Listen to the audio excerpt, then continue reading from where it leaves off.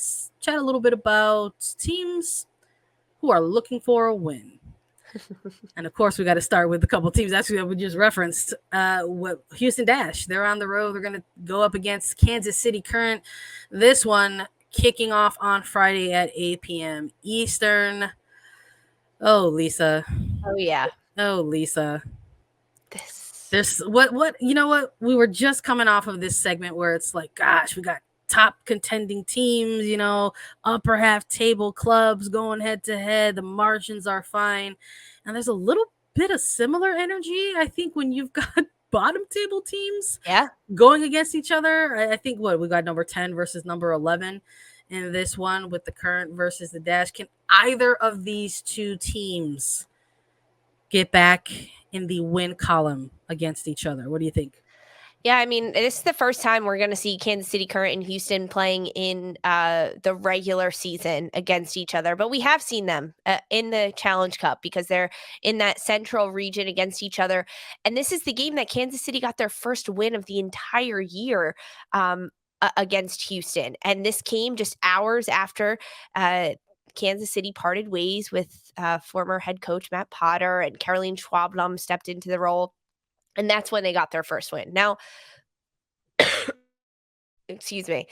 When you look at this Kansas City side, they're coming off a 2-0 loss to Louisville, 2-0 loss to San Diego, 3-2 loss to Angel City, third straight loss for Kansas City, and they have yet to score in 2 games. They're struggling in their front line. They can't put all the weight on Debinha. They're trying a lot of different things. We've seen them go from a 3-back to a 4-back. I think we're going to see Kansas City stick with a 4-back in this match against Houston.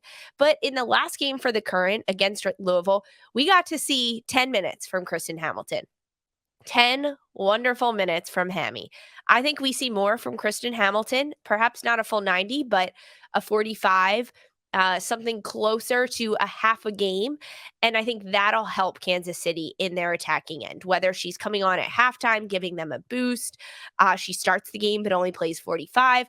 I think Hamilton is the spark that Kansas City needs, along with DiBernardo, Debinha in the midfield, and this new 4-back that they're trying to play with. However, Houston, we have yet to see Salmon and Ordonez play together and succeed in that front line. The last game for Houston, they're coming off that 3-0 loss to San Diego, and it was a like-for-like substitute. Salmon coming out and Ordonez coming on. I want to see them play together, and I want to see them succeed together. We saw Salmon get her first goal over the last couple of weeks, but I want to see what they can do under Sam Lady together in that front line, causing a lot of trouble. And because of that, with Maria Sanchez in the front line for Houston, she just is very lethal in her crosses into the box. And I think Salmon or Ordonez, they're going to be ready on the road to pick up points after that tough loss to San Diego. And I just don't think it's time for Kansas City to bounce back yet. They're going to be helped by Kristen Hamilton, but not a full bounce back yet. So I'm going to go with Houston Dash getting the win in this one. No, I hear you 100% on that. I think, look, everyone's optimistic in terms of the potential return of Kristen Hamilton. This is a player that has more or less been the catalyst for the Current and their attack. And when it comes to players getting the ball in the back of the net, she's been a big piece of this team since her arrival kind of mid-season 2021. And she has shown that not only is she capable of scoring with the ball, but she can be a pretty dang good collaborative player as well. Someone that you really enjoy playing with on or off the ball. So that is all very exciting and good for Kansas City. But I'm with you in that I don't know if we're going to actually see the impact of that just quite yet, even in a game against Houston where maybe she gets an increase of minutes instead of maybe coming late into the game after the 80th minute. Maybe she gets 15 minutes in this game. Yeah. Of course, depending on what the game is giving at that time, what kind of impact is that? So are there silver linings here for Kansas City in the terms of that lengthy injury report maybe getting smaller for, for the first time this season? Sure. But this team has issues defensively. I think as we're going into week 9, that shouldn't be a shocking statement to anyone at this point. When we sort of see the ebbs and flows that they've gone through over the course of their first 8 weeks, having an interim coach and Caroline Quablon, who, had, shout out to Daniel Sperry with some of the local reporting, has had some interesting things to say about the Yeah. team. I'm curious about this. There's a quote in his piece from Quablon that says, that referring to her team is saying, hey, they want to be in the attacking half, they want to combine, they want to do fun things with the ball, but they don't really want to do the hard work all the time. And listen, I'm curious about that kind of quote. Yeah. If a player reads that or hears, is that something that motivates a player? Is that something where a player clocks out and is just like, well, whatever, I'm going to keep doing me. I guess we're going to find out against Houston. So, I mean, I'd be pretty pissed off if I was a player and I read that, heard my coach was saying that about me, that I don't want to do the hard work, but we want to be in the attacking end. I'd be upset. I think if you're a starter, maybe yeah, it's a little bit different than if you're someone coming in off the bench. If you're coming in off the bench, you're like, hey, give me a chance. I'll prove to you how hard I'll work. no, I'm with you. And you know what? I think, sort of taking all that into perspective, knowing that Houston has also had their own struggles, respectively, when it comes Right. to ironing out their tactics and really solidifying their team identity. I think even with that, I'm with you. I think if defensively Kansas City struggles to like isolate Maria Sanchez, they're gonna have another hard day at the office on the defensive end of side of things. And maybe who knows if Ordonez is at a place where she's back to getting a start and we see another 90-ish minute game from that attacking trio with Sanchez, Ordonez, and Salmon. Maybe this is the game where the three of them finally click and fire on all cylinders. I do think there's a winner in this one, and I'm also going Dash as well. Yeah, I like that we're both going Dash in this one. Goalkeepers for Kansas City. We have seen rotation, so much rotation between Cassie Miller and AD Franch. Miller played the last game. Franch played the game before that. Any guesses on who they're going to play? I mean, it's musical chairs at this point. Yeah. We heard from Quablon that she wants to. What was the quote? It was to reward players for their hard work. And listen, I don't know if you look at Cassie Miller and then look at Adriana Franch and say one is working harder than the other. I think these are two very good goalkeepers. I think they could be starting on any team in the league at this point. But I wouldn't be surprised or shocked if we see another rotation, which is going to be another reason why I think they're going to struggle. I think at some point, even under an interim head coach, a decision has to be made. Yeah, you have to solidify that position. You have to have consistency. And even if they've struggled, that to me, I understand where she's coming from in saying, like, we want to reward good training and hard work and who's ever doing good. And we want to keep the competition for that top goalkeeper spot really tight. Yeah, of course, there's an element of that. But if you're rotating your goalkeeper every single game, to me, it says that you have no confidence in either of them.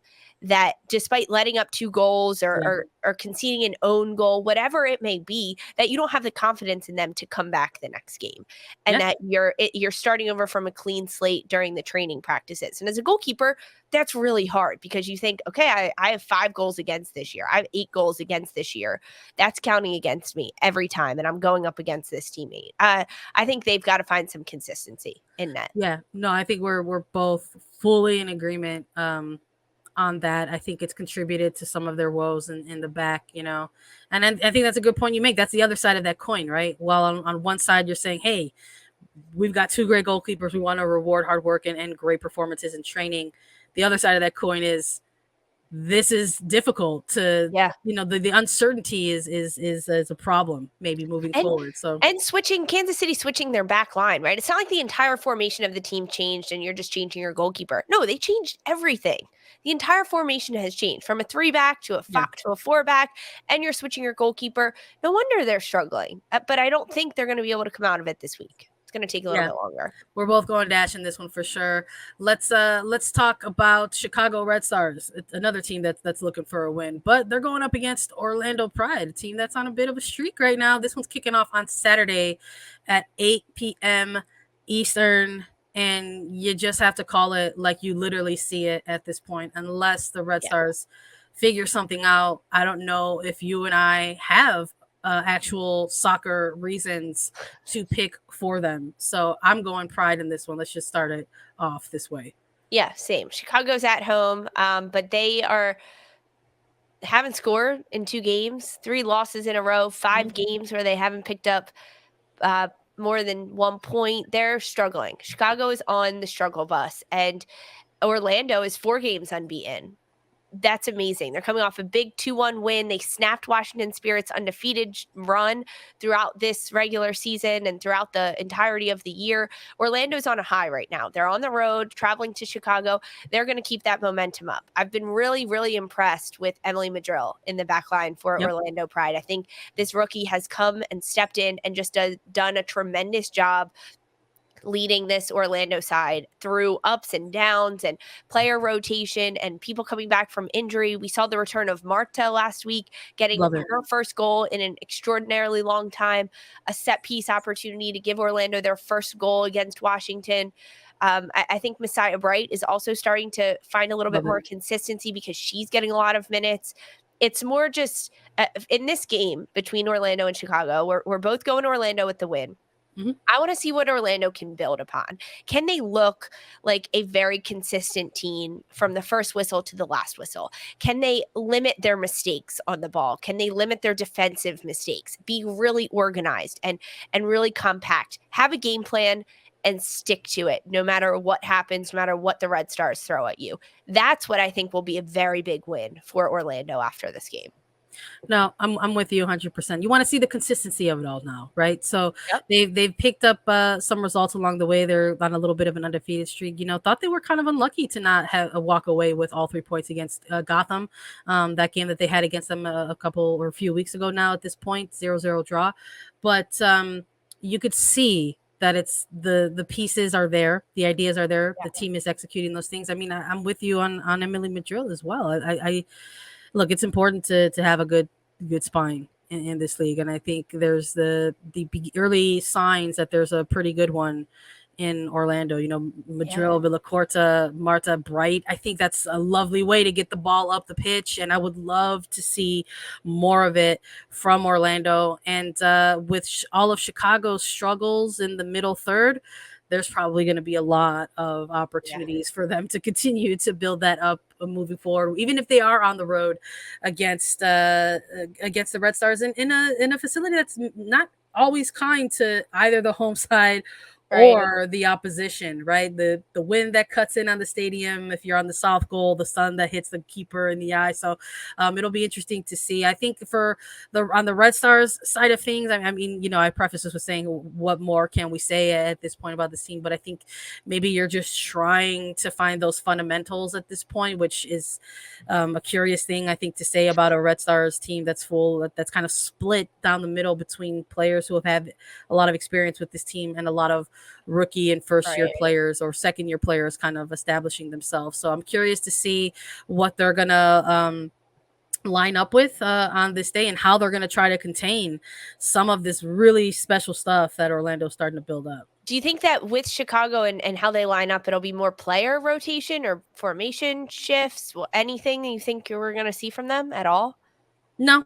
Yeah. No, I mean, so I hate to either. just be blunt about it. I hate to I be don't blunt about it. either. I mean, and maybe that could change. I mean, we're doing this preview on a Thursday. It's before we get availability reports. It's before I get a chance to sit in on media availabilities with coaches. And maybe I'm wrong. And I love to fully put myself or ourselves on blast when we are incorrect. Maybe we will see some changes. But again, with some other teams, similarly with some other teams across the league, like maybe like Current, for example, the availability for report for Chicago is a tough one at times. I know that we saw Addie McCain come off of there, but what can this player provide for this team at this point in the season? As far as I'm concerned, it's just another midfielder for this Red Stars team that is unfamiliar with playing with the team. And I think that's what a lot of what we've seen out of Chicago's middle third. I mean, they just look like a team whose midfielders have never, ever played with each other before. I mean, when you go from having a midfield in Chicago that was there for 10 years and played together for 10 years, so consistent, to shaking that up completely, you're going to have a little bit of discourse. And especially when the players around them, not all of them have changed either. there. So it's finding that identity. Yeah. We just talked about Kansas City and Houston, and with Kansas City, the goalkeeper rotation. I want to applaud Seb Hines and Orlando Pride because Yeah. he had a bit of rotation between Carly Nelson and Anna Morehouse, trying to determine who was going to be that number one goalkeeper. And Anna Morehouse didn't have perfect games to start the year, but he believed in her, and now she has solidified herself in goal. And you take a look back at that Washington game last week for Orlando. Anna Morehouse had some incredible saves. The confidence in this keeper has been tremendous. So we're listing off players in the midfield and in the back line, Madril, Villacorta, Marta, Bright, whoever it may be, Adriana. But I think Anna Morehouse is a key factor for Orlando and the success that they've had over the most recent weeks. 3 straight wins is fantastic for them. 4 games unbeaten. It's good.